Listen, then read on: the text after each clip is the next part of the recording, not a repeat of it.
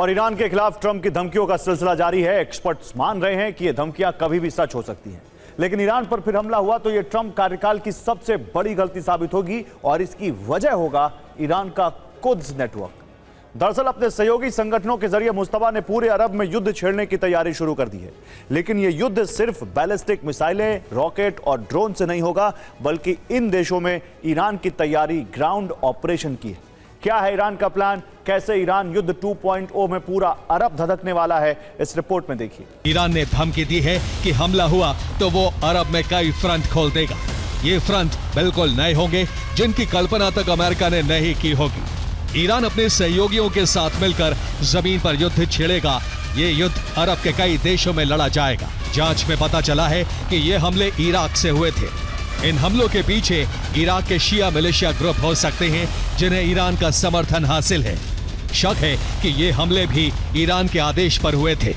और ईरान पर फिर हमला हुआ तो मुस्तफा कई नए फ्रंट खोलेंगे। सबसे पहला फ्रंट होगा सऊदी अरब में, जहां मौजूद हिजबुल्लाह अल हिजाज संगठन हमले करेगा। ये शिया मिलिशिया संगठन साल 1987 में बना था। साल 2000 तक ये संगठन सऊदी अरब में कई हमलों में शामिल रहा। अब माना जाता है कि ग्रुप निष्क्रिय हो चुका है, लेकिन कई रिपोर्ट्स इशारा करती हैं कि सऊदी अरब के पूर्वी प्रांतों में संगठन के कई लड़ाके अब भी सक्रिय हैं। पूर्वी प्रांतों की बड़ी आबादी शिया बहुल है, जिनके जरिए यह संगठन खुद को फिर मजबूत कर रहा है और ईरान भी इसकी मदद करता है। युद्ध फिर शुरू हुआ तो इस संगठन के जरिए ईरान सशस्त्र विद्रोह, बड़े बम विस्फोट और कई छोटे छोटे हमले करवा सकता है। ईरान के टारगेट पर यूएई भी है, जहां ईरान के स्लीपर सेल बड़ी संख्या में एक्टिव हैं। सिर्फ इसी महीने में 24 से ज्यादा लोग गिरफ्तार किए जा चुके हैं, जिनका कनेक्शन IRGC से होने का शक है। ईरान इनके जरिए लोन वुल्फ अटैक और देश में IED धमाके करवा सकता है। यूएई के अलावा ईरान के टारगेट पर बहरीन भी होगा। यहां अल अश्तर ब्रिगेड, अल मुख्तार ब्रिगेड, वाद अल्लाह ब्रिगेड, सराया ताहिर अल्लाह जैसे कई ग्रुप एक्टिव हैं। ये ईरान समर्थित प्रॉक्सी ग्रुप हैं। इनमें बड़ी संख्या में शिया लड़ाके शामिल हैं, जिसकी एक वजह बहरीन में मौजूद बड़ी शिया आबादी है, जो कुल आबादी का करीब 45 से 50% है। यहाँ युद्ध के दौरान यूएस बेस पर हमलों का जश्न भी मनाया गया था। इनके जरिए ईरान बहरीन में गृह युद्ध छेड़ सकता है, साथ ही सैन्य बेस पर कब्जा भी करवा सकता है। ईरान के टारगेट पर जॉर्डन भी होगा, जिसके लिए मुस्लिम ब्रदरहुड और इस्लामिक एक्शन फ्रंट का इस्तेमाल किया जा सकता है। इस्लामिक एक्शन फ्रंट मुस्लिम ब्रदरहुड की ही राजनीतिक विंग मानी जाती है। हालांकि IAF खुद को अलग संगठन बताता रहा है। यह सुन्नी इस्लामिस्ट ग्रुप है, लेकिन यह संगठन इजराइल का विरोधी रहा है और हमास का बड़ा समर्थक है। इसका मानना है कि ईरान जो भी झेल रहा है वो गाजा युद्ध के कारण है। यही वजह है कि यहां इजराइल पर ईरानी हमलों का जश्न भी मनाया गया था। जॉर्डन सरकार ने साल 2025 में मुस्लिम ब्रदरहुड पर बैन लगा दिया था। इसका लिंक हमास से होने का शक है। आरोप है कि इराकी मिलिशिया से इसे लॉजिस्टिक मदद मिलती है। ऐसे में माना जा रहा है कि जंग में यह संगठन ईरान का साथ देगा, जिसके जरिए जॉर्डन में गृह युद्ध छेड़ा जा सकता है और तख्ता पलट की कोशिश हो सकती है। ईरान पर फिर हमला हुआ तो यह ट्रंप कार्यकाल की सबसे बड़ी गलती साबित होगी और इसकी वजह होगा ईरान का कुद्स नेटवर्क। दरअसल अपने सहयोगी संगठनों के जरिए मुस्तफा ने पूरे अरब में युद्ध छेड़ने की तैयारी शुरू कर दी है, लेकिन यह युद्ध सिर्फ बैलिस्टिक मिसाइलें, रॉकेट और ड्रोन से नहीं होगा, बल्कि इन देशों में ईरान की तैयारी ग्राउंड ऑपरेशन की है। क्या है ईरान का प्लान? कैसे ईरान युद्ध 2.0 में पूरा अरब धधकने वाला है, इस रिपोर्ट में देखिए। इराक में मौजूद सभी प्रॉक्सी संगठन बड़े हमले शुरू कर देंगे। इनके टारगेट पर कुवैत, सऊदी अरब और जॉर्डन होंगे, जिनकी सीमा इराक से सटी है। इन देशों पर पहले ड्रोन और मिसाइल हमले होंगे। इसके बाद लड़ाके इन देशों में घुस जाएंगे और यहाँ मौजूद छोटे प्रॉक्सी संगठनों की जंग में मदद करेंगे। इसके अलावा यमन में मौजूद हूती भी मोर्चा संभालेगा। हूती सबसे पहले बाब-अल मंदेब को बंद करेगा। यहाँ से शिपिंग पूरी तरह से बंद कर देगा। इसके साथ ही हूती लड़ाके सऊदी अरब में जमीनी युद्ध शुरू कर देंगे। तो ईरान इजराइल में ग्राउंड ऑपरेशन शुरू करवा सकता है। यह संभव होगा लेबनान में मौजूद हिजबुल्लाह और उन संगठनों के जरिए जो वेस्ट बैंक में सालों से एक्टिव हैं। वेस्ट बैंक में मौजूद PIJ, Jenin brigade, Nablus brigade, Lions Den, Al Aqsa शहीद ब्रिगेड, अल कस्साम ब्रिगेड और अल कुद्स ब्रिगेड इसमें फ्रंट पर होंगे। ये सभी संगठन इजराइल में अल अक्सा फ्लड जैसा हमला कर सकते हैं। ये हमले वेस्ट बैंक और लेबनान से होंगे, लेकिन ये लड़ाके हमास की तरह हमला कर वापस नहीं लौटेंगे, बल्कि इनकी कोशिश इजराइल में लंबे ऑपरेशन की होगी। इजराइल की जमीन पर रहकर इजराइल से युद्ध लड़ा जाएगा। सीज फायर के दौरान ईरान खुद को मजबूत कर रहा है। मिसाइल इंफ्रास्ट्रक्चर का पुनर्निर्माण शुरू हो चुका है। कई बैलिस्टिक ठिकानों को फिर तैयार किया जा रहा है कि नुकसान के बावजूद जंग शुरू होने से पहले मौजूद मिसाइल भंडार का 70% हिस्सा ईरान के पास अब भी मौजूद है। हॉर्मुज के पास बनी 33 मिसाइल साइट्स में से 30 को ईरान ने दोबारा शुरू कर लिया है। देश भर में मौजूद 90% अंडरग्राउंड मिसाइल डिपो और लॉन्च पैड काफी हद तक एक्टिव हो चुके हैं। तो डोनाल्ड ट्रंप कह रहे हैं कि समय बहुत कम है। ईरान कह रहा है कि हम किसी भी कीमत पर यूरेनियम सरेंडर नहीं करेंगे और इजराइल संकेत दे रहा है कि हमले की तैयारी पूरी है। तो क्या एक बार फिर ईरान युद्ध का काउंटडाउन शुरू हो गया है? ट्रंप ने कहा है कि युद्धपोत लोड हो चुके हैं और इजराइल ने अपने फाइटर जेट्स की रेंज बढ़ाकर और इराक के रेगिस्तान में नया एयरबेस एक्टिव करके ईरान पर हमले का युद्धाभ्यास भी पूरा कर लिया है। अब सवाल यह है कि अगर 2-3 दिन में कोई डील नहीं हुई तो क्या इजराइल ईरान पर हमला कर देगा? ट्रंप ने साफ कहा है समय बहुत सीमित है। अगर बातचीत उम्मीद के मुताबिक नहीं बढ़ी तो ईरान को एक और बड़ा झटका देना पड़ सकता है। एक्सियोस की रिपोर्ट है कि ट्रंप ने सोमवार की शाम को नेशनल सिक्योरिटी टीम के साथ बैठक की है। इस बैठक में हमलों का ब्लूप्रिंट तैयार किया गया है। दिलचस्प बात यह रही कि इससे पहले ट्रंप सार्वजनिक तौर पर संभावित हमले को रोकने की बात कर चुके थे, लेकिन इस मीटिंग ने दुनिया को बता दिया कि ट्रंप ईरान को चौंकाते हुए बड़ा झटका यानी सरप्राइज देने की तैयारी कर रहे हैं। और अमेरिकी अखबार वॉल स्ट्रीट जर्नल की रिपोर्ट के मुताबिक इजराइल सीधे ईरान पर हमला करने की जगह इराक के खुफिया एयरबेस से हमला करेगा। इजराइल ने ईरान पर सीधे हमला करने के लिए इराक के नजफ रेगिस्तान में एक खुफिया सैन्य बेस तैयार किया है। यहां से तेहरान की हवाई दूरी सिर्फ 770 किलोमीटर है। इजराइल ने नजफ रेगिस्तान की एक सूखी झील के पास इस बेहद गुप्त एयरबेस और एक नए अस्थायी रनवे का निर्माण किया है। यानी इजराइल ईरान पर हमले के लिए इराक के एयरबेस का इस्तेमाल करने वाला है। इसके लिए नजफ के पास रेगिस्तान के बीच एक सूखी झील के किनारे नए हैंगर तैयार किए गए। पिछले हफ्ते ही यह जानकारी भी सार्वजनिक हुई कि इजराइल ने इसी सीक्रेट बेस का इस्तेमाल करके ईरान पर हमले भी किए। इराक के मिलिशिया ठिकानों पर भी यही से हमले किए थे। अब इसी खुफिया ठिकाने से इजराइल ईरान के दिल पर सीधा और तेज प्रहार करने की तैयारी में है। रिपोर्ट है कि ट्रंप और नेतन्याहू की रोज बात हो रही है। इजराइल ने पिछले 39 दिन के युद्ध के दौरान हुई गलतियों से सबक सीखा है। इजराइल ने संकेत दिए हैं कि वो हमले के लिए पूरी तरह तैयार है। इसके लिए इजराइल ने इराक के खुफिया बेस पर युद्धाभ्यास भी पूरा कर लिया है। तो क्या एक बार फिर ईरान युद्ध का काउंटडाउन शुरू हो गया है? ट्रंप ने कहा है कि युद्धपोत लोड हो चुके हैं और इजराइल ने अपने फाइटर जेट्स की रेंज बढ़ाकर और इराक के रेगिस्तान में नया एयरबेस एक्टिव करके ईरान पर हमले का युद्धाभ्यास भी पूरा कर लिया है। अब सवाल यह है कि अगर 2-3 दिन में कोई डील नहीं हुई तो क्या इजराइल ईरान पर हमला कर देगा? और ईरान के भीतर घुसकर तबाही मचाने के लिए इजराइल ने अपने लड़ाकू विमानों की ताकत को कई गुना बढ़ा लिया है। नजफ से तेहरान की दूरी 770 किलोमीटर है, लेकिन हमला करने लौटने के लिए कुल आना जाना कम से कम 1540 किलोमीटर होगा। लेकिन स्ट्राइक सिर्फ नक्शे के मुताबिक नहीं होती। वास्तविक मिशन में और ज्यादा उड़ना होगा, कम से कम 2000 किलोमीटर।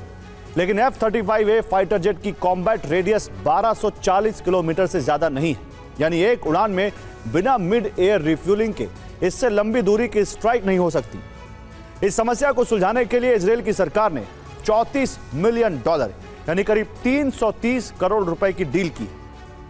इजराइल ने साइक्लोन कंपनी के साथ एक बड़ा रक्षा समझौता किया है। इस डील के तहत इजराइल अपने F-35 और F-16 सीरीज के विमानों पर बाहरी ईंधन टैंक यानी एक्सटर्नल फ्यूल टैंक लगा रहा है। इसके बाद लंबी दूरी के मिशन के लिए इन खतरनाक जेट्स की ऑपरेशनल रेंज बढ़ जाएगी। इजराइल के पास बड़े स्ट्रैटो टैंकर विमानों की कमी है, इसलिए इस नए कदम से मिड एयर रिफ्यूलिंग पर निर्भरता पूरी तरह खत्म हो जाएगी।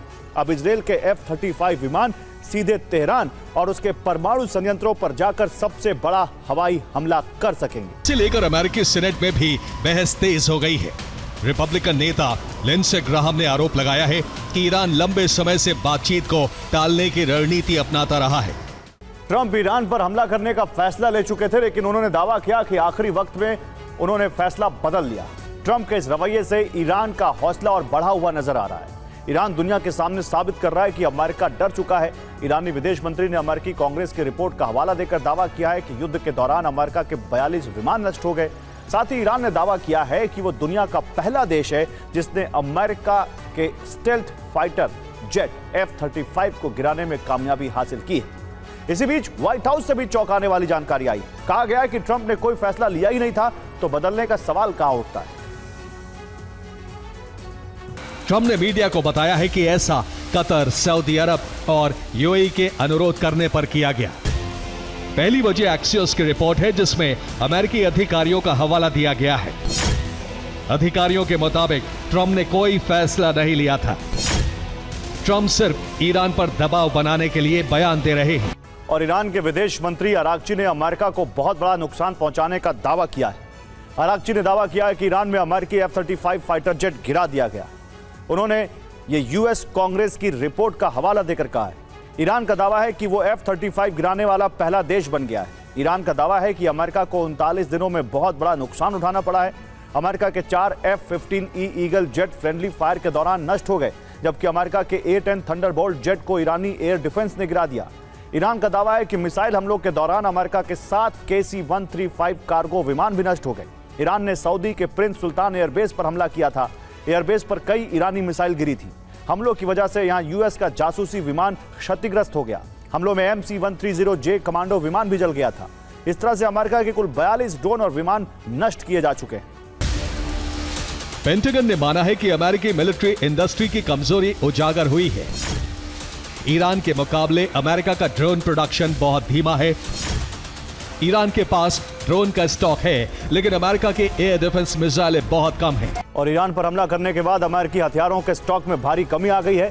ईरान पर हमले से पहले अमेरिका के पास 4400 जैस मिसाइलें भी थी, लेकिन अब सिर्फ 3300 बची हैं। टोमाहॉक मिसाइलों की बात करें तो ईरान पर हमले से पहले अमेरिका के पास 3100 मिसाइलें थी, अब 2100 बची, यानी 1000 खत्म। एयर डिफेंस की भारी कमी है। अमेरिका 2330 पेट्रियट मिसाइलों को लेकर युद्ध में उतरा था, लेकिन अब सिर्फ 1270 मिसाइलें बची हैं। थर्ड एयर डिफेंस की मिसाइलें भी काफी कम रह गई हैं। पहले अमेरिका के पास 360 मिसाइलें थी, लेकिन 170 मिसाइलें रह गई।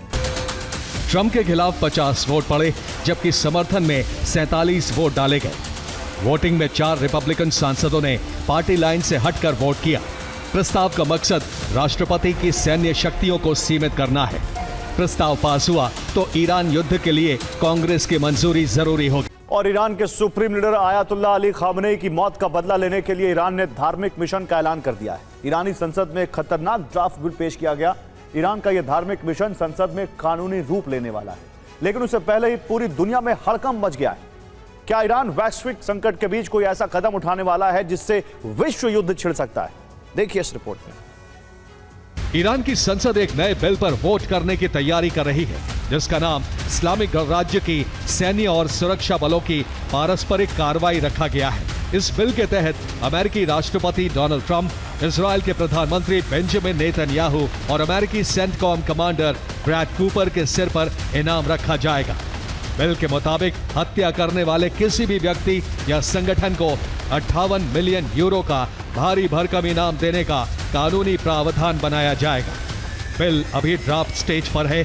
ईरानी संसद की नेशनल सिक्योरिटी पॉलिसी कमेटी के अध्यक्ष इब्राहिम अजीजी ने इसे तैयार किया है। अजीजी के मुताबिक ये कदम पूर्व supreme leader Ayatollah Ali Khamenei समेत कई ईरानी कमांडरों की मौत का बदला लेने के लिए उठाया जा रहा है। ईरान इन सभी हत्याओं के लिए सीधे तौर पर अमेरिका और इजराइल और अमेरिकी CENTCOM commander admiral Brad Cooper को जिम्मेदार मानता है। अमेरिकी सेना ने हिंद महासागर में ईरान से जुड़े स्काई वेव नाम के एक तेल टैंकर को जब्त किया है। इस टैंकर पर 10 लाख बैरल से अधिक कच्चा तेल लदा होने का अनुमान है, जिसे ईरान के खर्ब द्वीप से भरा गया था। जब्त किए जाने से पहले इस जहाज को मलक्का स्ट्रेट और मलेशिया के पश्चिम में ट्रैक किया गया। में अमेरिकी नाकेबंदी का असली निशाना ईरान नहीं, बल्कि बाकी कई देश हैं। ट्रंप यूरोप की ऊर्जा निर्भरता को नियंत्रित कर उसे अमेरिका पर निर्भर करना चाहते हैं। रूस यूक्रेन युद्ध के बाद यूरोप ने रूसी गैस छोड़कर अमेरिका से महंगी LNG खरीदना शुरू किया।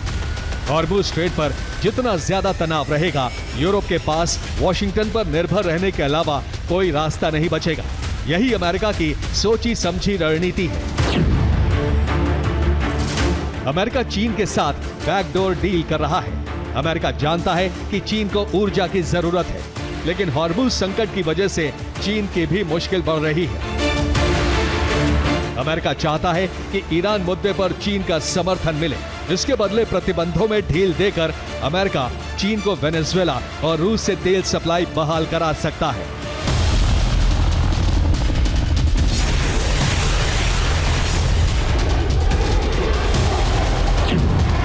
नाकेबंदी का मकसद कभी ईरान के साथ डील करना था ही नहीं। इस पूरी कूटनीति का सीधा मतलब यूरोप की अमेरिका पर निर्भरता बढ़ाना, चीन की तेल सप्लाई रोककर दबाव बनाना था। इसीलिए बीजिंग जाकर ट्रंप ने कृषि क्षेत्र में कई समझौते किए ताकि अमेरिकी कारोबारियों को लाभ मिले। और बीजिंग में अमेरिकी राष्ट्रपति डोनाल्ड ट्रंप की मेजबानी के महज 4 दिन के बाद चीन के राष्ट्रपति शी जिनपिंग एक और वैश्विक दिग्गज व्लादिमीर पुतिन के साथ समझौते कर रहे हैं। ट्रंप की यात्रा के तुरंत बाद शी पुतिन की मुलाकात इतनी जरूरी क्यों थी? क्या इस मुलाकात में अमेरिका को काउंटर करने के लिए कोई खास प्लान तैयार किया जा रहा है या फिर चीन दुनिया को कोई खास संदेश देना चाहता है? इस रिपोर्ट में देखिए कि जिनपिंग पुतिन से क्या हासिल करना चाहते हैं और पुतिन की मंशा क्या है। जिनपिंग ने कहा कि पश्चिमी एशिया में युद्ध रुकना जरूरी है, वार्ता सबसे महत्वपूर्ण है। इस पर पुतिन ने कहा कि अंतर्राष्ट्रीय संकट की इस घड़ी में हम चीन के साथ घनिष्ठ सहयोग के लिए प्रतिबद्ध हैं। पुतिन की इस यात्रा के दौरान दोनों देशों ने ऊर्जा सहयोग बढ़ाने पर चर्चा की है। खास तौर पर लंबे समय से चर्चित power of Siberia 2 gas pipeline पर चर्चा की गई है। ये प्रस्तावित पाइपलाइन मंगोलिया के रास्ते चीन को हर साल 50 अरब घन मीटर गैस सप्लाई करेगी। इससे चीन को बिना किसी बाधा के जमीन के रास्ते गैस मिल सकेगी। इसके साथ ही यूरोप निर्यात बंद होने के बाद रूस को ऊर्जा का सबसे बड़ा बाजार मिल जाएगा। और रूस और यूक्रेन युद्ध का नया चरण शुरू हो गया है और इसमें हमले सैन्य ठिकानों पर नहीं बल्कि आर्थिक ठिकानों पर हो रहे हैं। एक तरफ रूस के अंदर तेल रिफाइनरियां और केमिकल फैक्ट्रियों पर ड्रोन हमले हो रहे हैं, दूसरी तरफ यूक्रेन के औद्योगिक शहर भी दहल रहे हैं।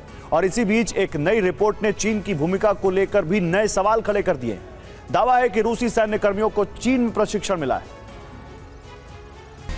रॉयटर्स ने यूरोपीय खुफिया एजेंसियों और दस्तावेजों के हवाले से दावा किया है कि पिछले साल चीन में लगभग 200 रूसी सैन्य कर्मियों को प्रशिक्षण दिया गया है और उनमें से कई बाद में यूक्रेन युद्ध में लौटे। रिपोर्ट में ड्रोन संचालन, इलेक्ट्रॉनिक युद्ध और सैन्य प्रशिक्षण का उल्लेख किया गया। यूरोप रूस को बड़े खतरे के तौर पर देख रहा है। यूक्रेन की मदद करके यूरोप ने रूस से सीधी अदावत कर ली है। बार बार संदिग्ध ड्रोन की घुसपैठ से यूरोप दहशत में है और ऐसे हालात में अब ट्रंप यूरोप से अमेरिकी सैनिकों की तैनाती घटा रहे हैं। सोचिए, माना जा रहा है कि ईरान में यूरोप से मदद नहीं मिलने की वजह से ट्रंप नाराज हैं और यूरोप में अमेरिकी तैनाती को बहुत कम कर दिया जाएगा। पहले से तय प्लान के मुताबिक 4000 अमेरिकी सैनिकों की तैनाती पोलैंड में होनी थी, जबकि जर्मनी में रॉकेट मिसाइल बटालियन को जाना था। लेकिन अब दोनों देशों के लिए तैनाती को कैंसिल कर दिया गया है।